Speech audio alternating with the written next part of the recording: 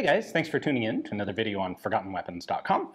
I'm Ian McCollum, and I'm here today by the gracious invitation of the Croatian Police Museum to take a look at some of the cool Croatian Homeland War guns in their collection. And specifically today, we have a Pleter M91. This is one of a bunch of different submachine gun designs that came out of Croatia in basically 1991. So this was the year that Croatia was invaded by Serbia, didn't really have any standing military force of its own. As democracy approached Croatia, leading up to the collapse of Yugoslavia, one of the things that the Yugoslav government did was actually disarm all of the local Croatian forces. So the Croatian Territorial Defense Force, which was essentially a national guard, it was the closest thing that the Croatia itself as a subcomponent of Yugoslavia. It's the closest thing they had to a standing military. That was all disarmed. So when the Serbian invasion happens in 91, the Croatians find themselves with essentially no armed forces and very few guns. They have a lightly armed police force, and that's it. And so their response is throughout 1991 to import as much as they can in terms of small arms, which is not sufficient. They also then start manufacturing as much as they can domestically.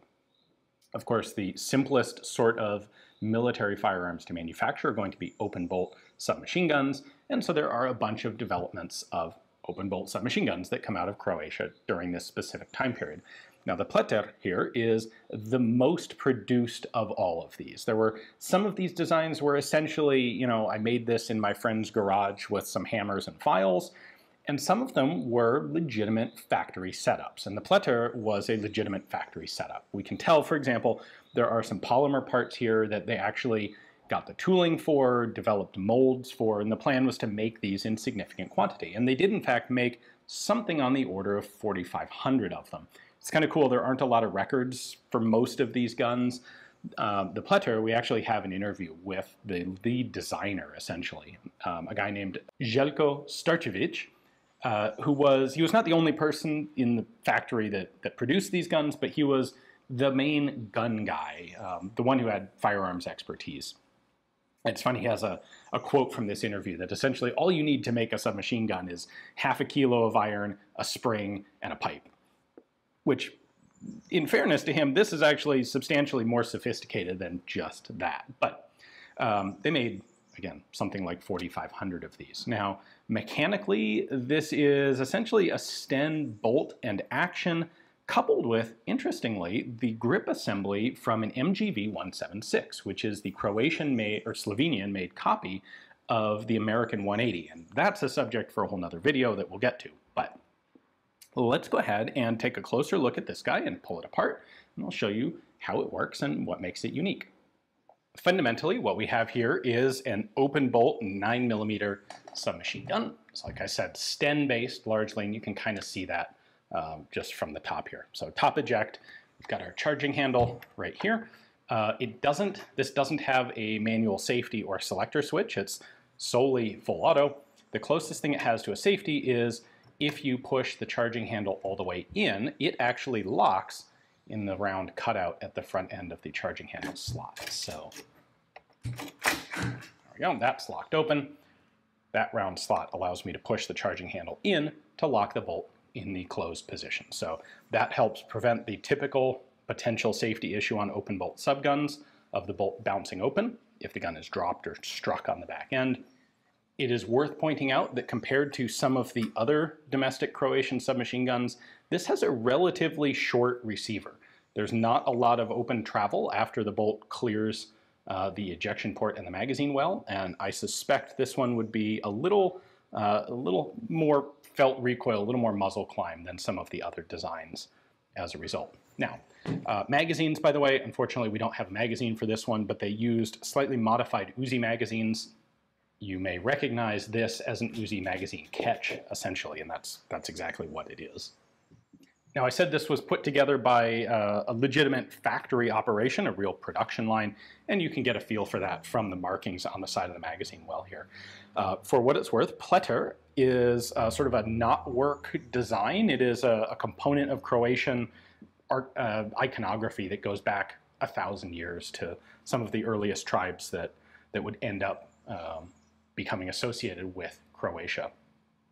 And the name also is associated with the town where these were manufactured, which was Pleternica. The factory itself was called Oroplet, so you see the plet component in all of these different words. The factory is named for the town is named for the cultural element, I guess you could say, and then the gun is named for the same thing.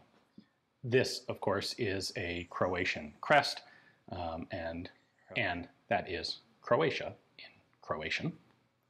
Now the grip assembly, specifically the grip and the trigger, are taken from the MGV 176. That was not something that was specifically related to this factory, but it was something that was available at the time and they made use of. We have a pretty simple set of sights here. So the front post with a couple protective wings and a rear notch sight there. The buttstock is a pretty simple wire frame assembly. You push these two buttons, there's one on each side, push those in, and that buttstock will extend out. A fairly reasonable length of pull on this one. There were also a small number of these that were made with an integral silencer, but that was fairly rare. This is the common standard pattern.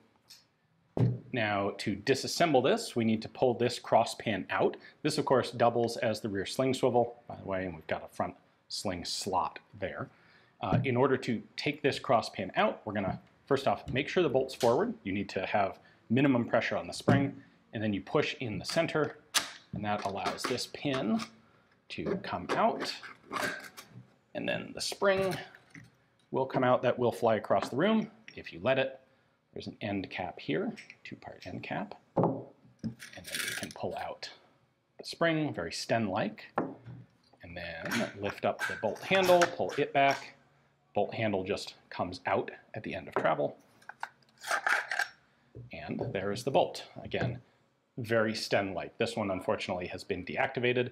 It normally would have had a fixed firing pin, just like a Sten gun. That's been ground off on this one. But other than that, this isn't actually a Sten bolt, but it is mechanically exactly the same as a Sten bolt.